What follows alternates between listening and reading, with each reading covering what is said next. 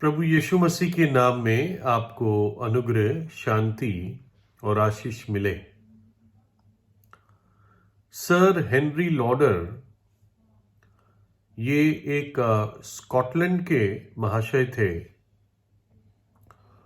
और इनका जो जीवन का पीरियड था वो 1870 से 1950 ईस्वी में था।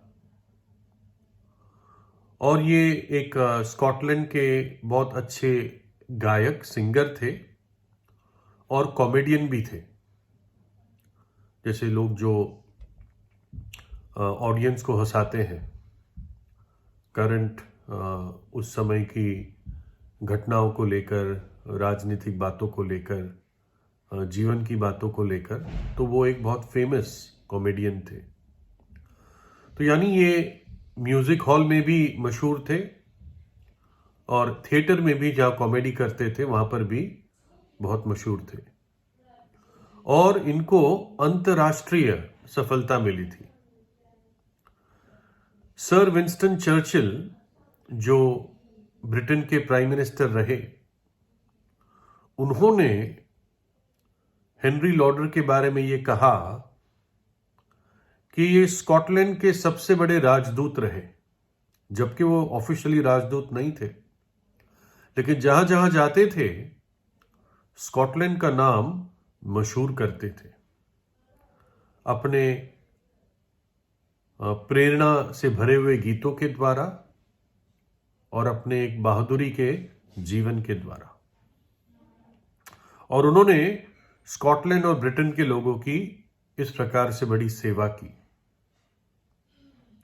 1911 में लॉडर दुनिया में सबसे ज्यादा अपने परफॉर्मेंस के लिए पैसा कमाने वाले व्यक्ति हो गए, highest paid performer in the world.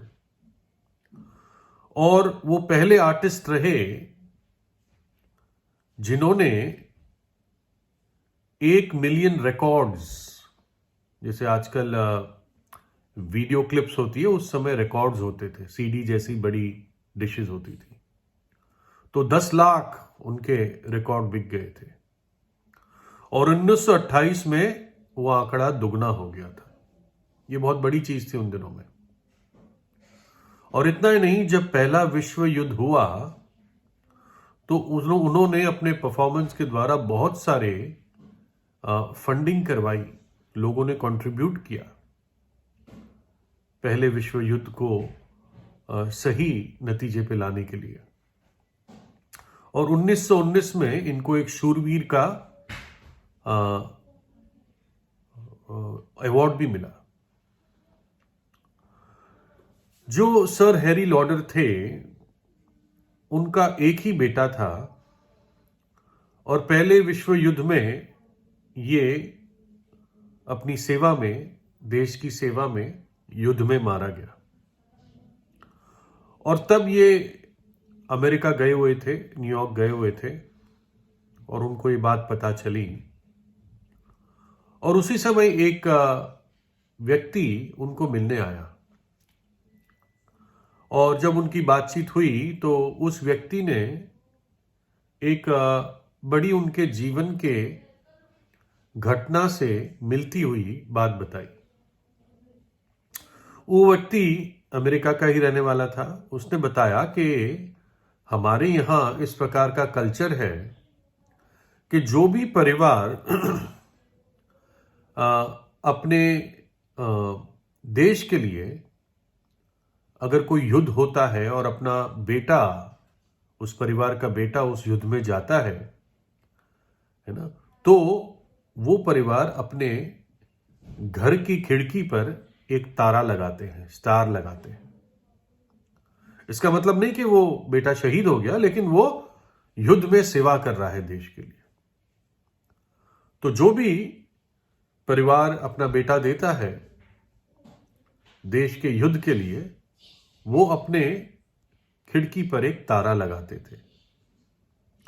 तो ये व्यक्ति अपनी घटना बता रहा था कि मैं अपने एक छोटे बच्चे के साथ सैर कर रहा था और मैंने बच्चे को बताया था कि क्यों तारा लगाते हैं। तो जब हम एक मकान को क्रॉस किया हमने, तो वहां पर एक तारा लगा हुआ था और उसको देखकर वो ताली बजाने लगा कि पापा देखो, इस घर ने एक बेटा युद्ध के लिए दिया है। फिर वो आगे गए, बोला पापा देखो, इस घर ने भी एक बेटा दिया है। फिर वो आगे जाने पे उनको एक घर मिला जहां पे 2 तारे थे। कह रहा पापा देखो, इन्होंने 2 बेटे दिए हैं। फिर ऐसा भी घर आया जिसमें कोई तारा नहीं था, और फिर मकान रुक गए, मतलब सड़क जैसी जगह आ गई, मकान रुक गए। सड़क के बाद शायद मकान फिर शुरू होने वाले थे। तो यानी मकानों की लाइन में एक गैप आ गया।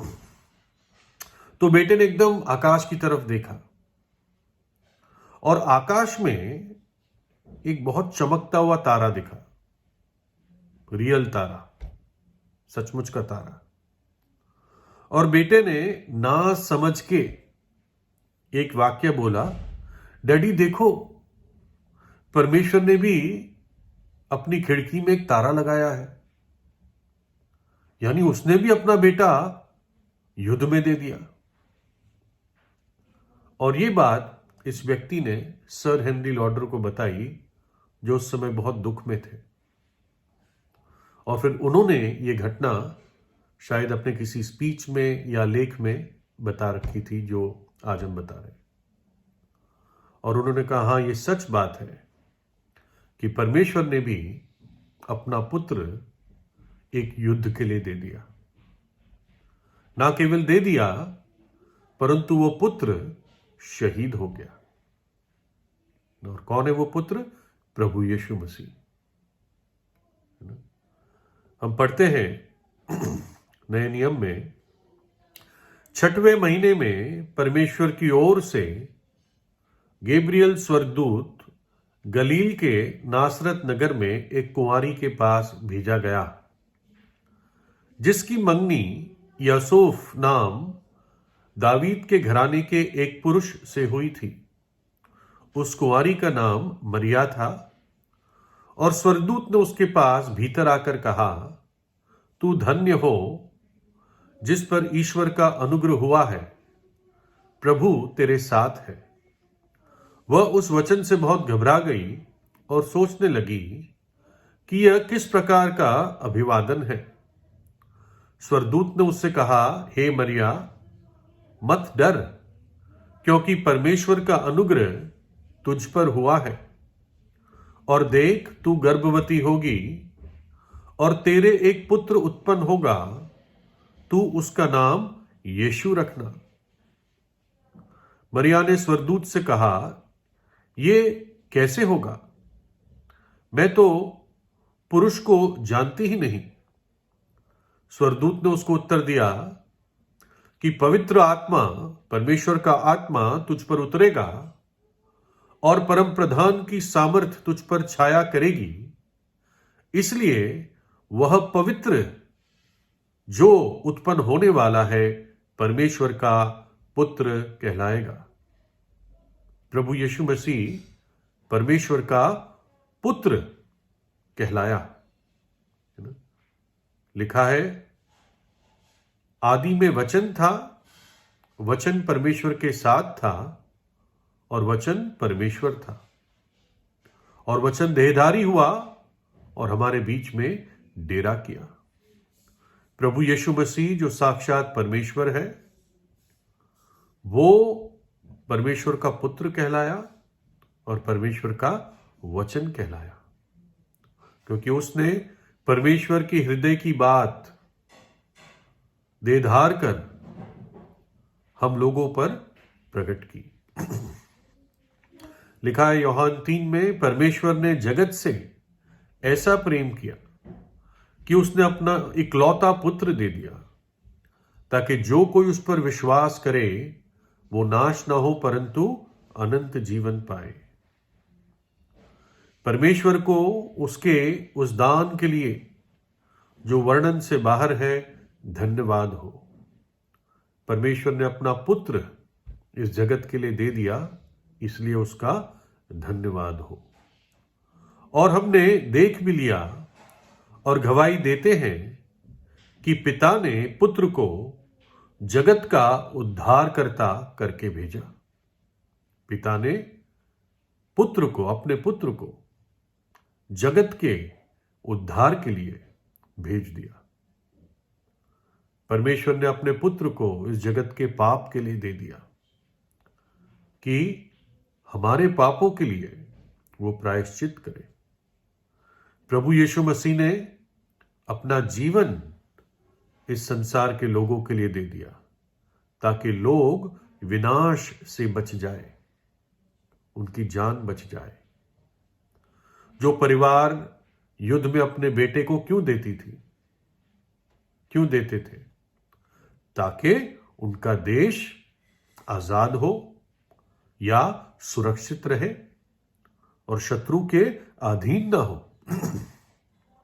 वैसे ही परमेश्वर ने अपने पुत्र को जगत के लिए दे दिया और उसने अपना बलिदान कलवरी के क्रूस पर दिया ताकि हम पाप के और शैतान के बंधन से आजाद हो जाएं। यीशु का लहू हमें सब पापों से शुद्ध करता है और वो जीवित है। जो सैनिक मर जाता है वो मर जाता है, लेकिन प्रभु यीशु ऐसा योद्धा रहा जिसने क्रूस पर ना केवल अपनी जान दी परंतु तीसरे दिन जी भी उठा। अनंत काल में से उसने बाहर कदम रखकर इस जगत में आया ताकि हमें बचा सके, हमारे लिए मुक्ति का मार्ग खोल सके। और उसने ये किया अपने बलिदान के द्वारा, अपने दुखों के द्वारा, अपने पवित्र लहू के द्वारा।